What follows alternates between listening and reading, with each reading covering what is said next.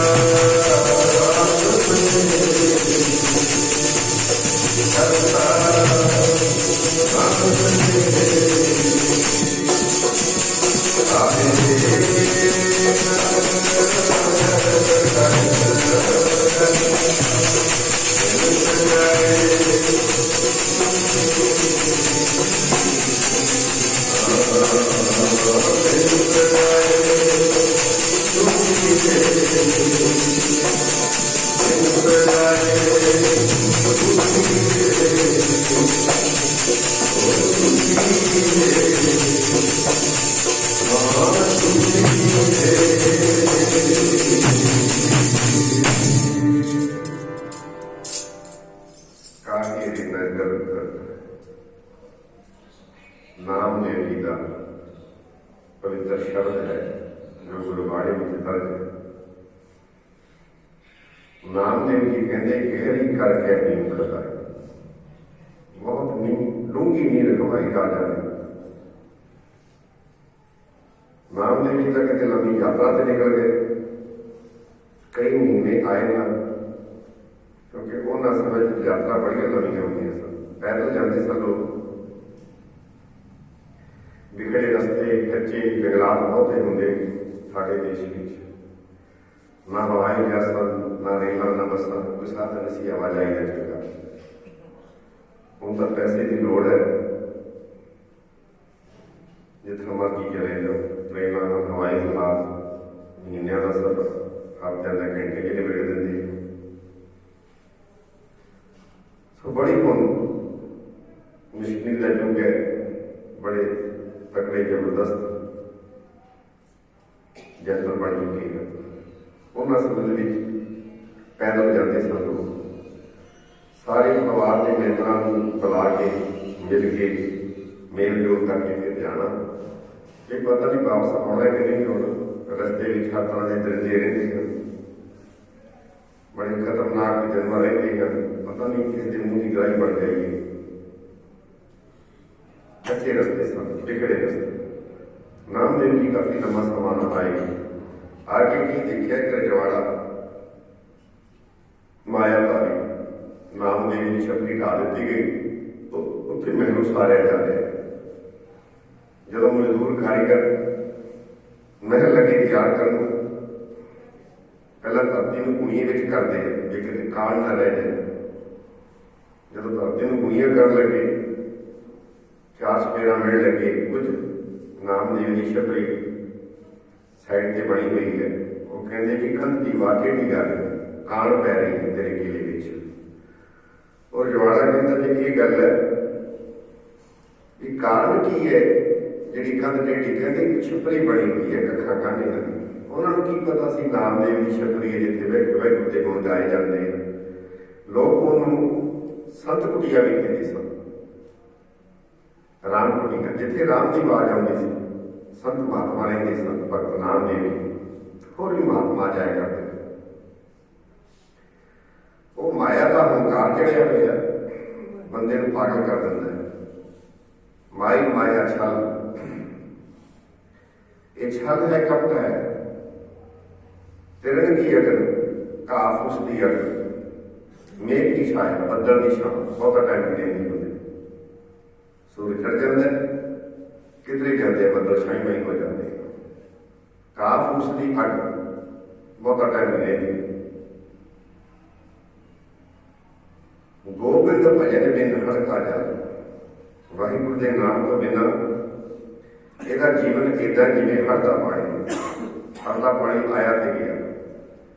यदि युवावस्था यदि बचपन जो लंघ जाता है बंदे का, जिमें उड़दा पक्षी लंघ गया, उड़दा हवाई जहाज लंघ गया, वो छां लंघ गई, बस इतना।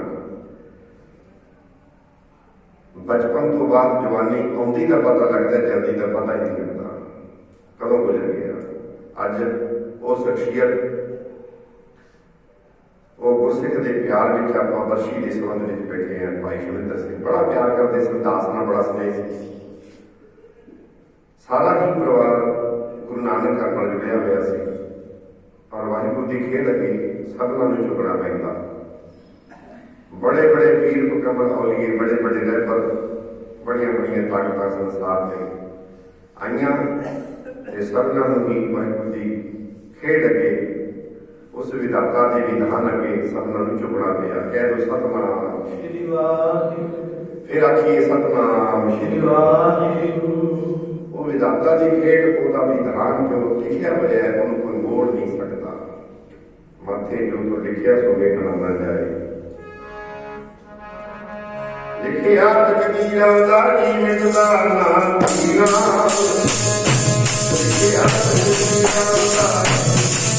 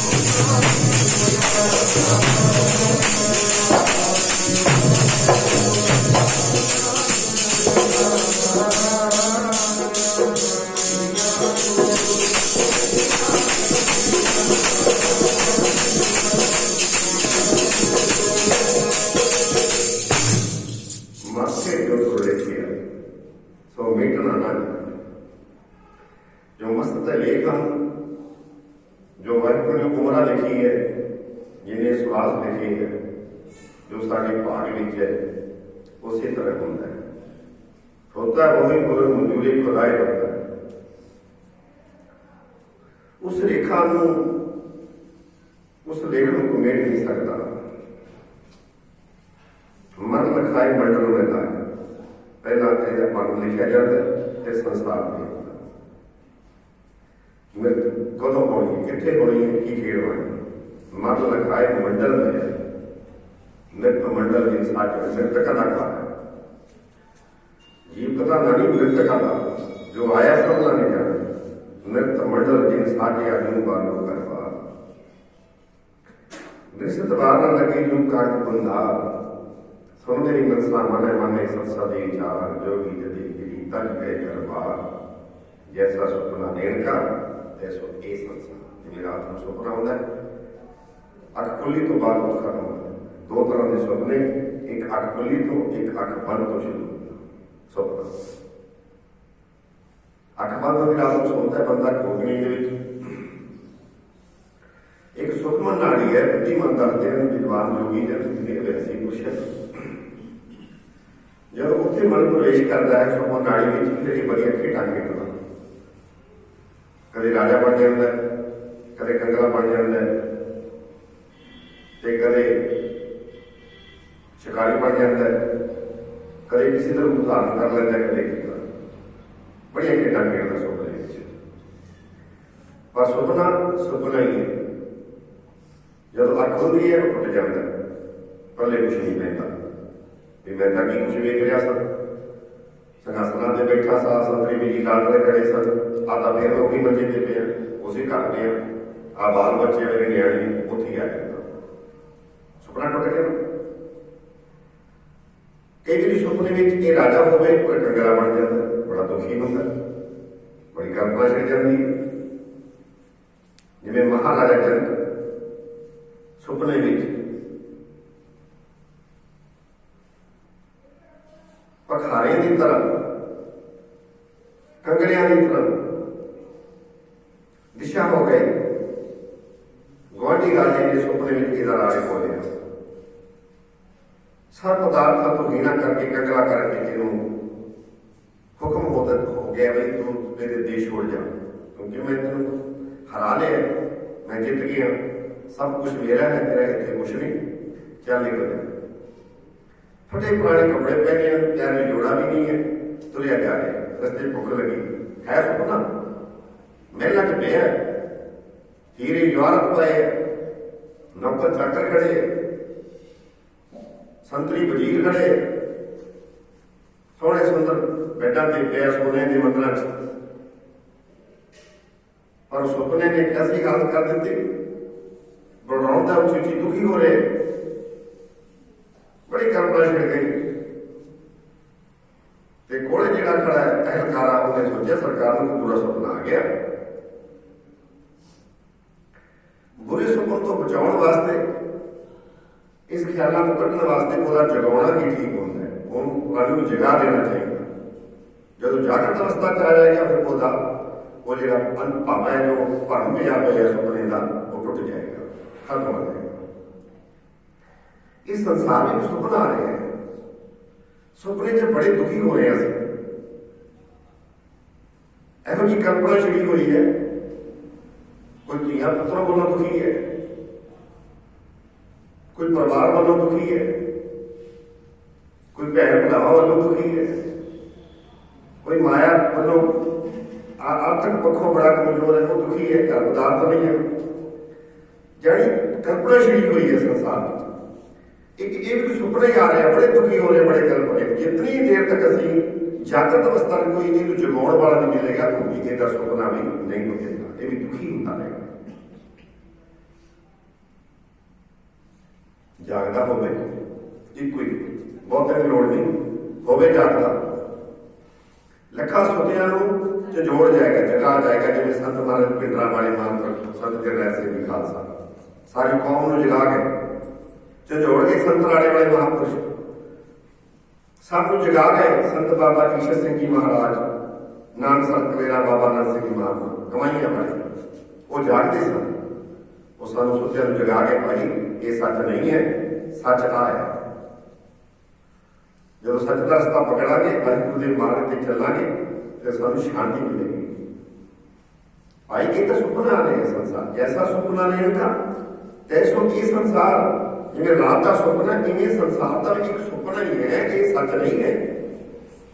घरवाली है, पुत्र हन, घरवाला है, धियां हन, बच्चे हन, परिवार है, सारा आडंबर है, ये सुपना ही और की है। तैसो ये संसार जैसा सुपना देखता प्यार है तो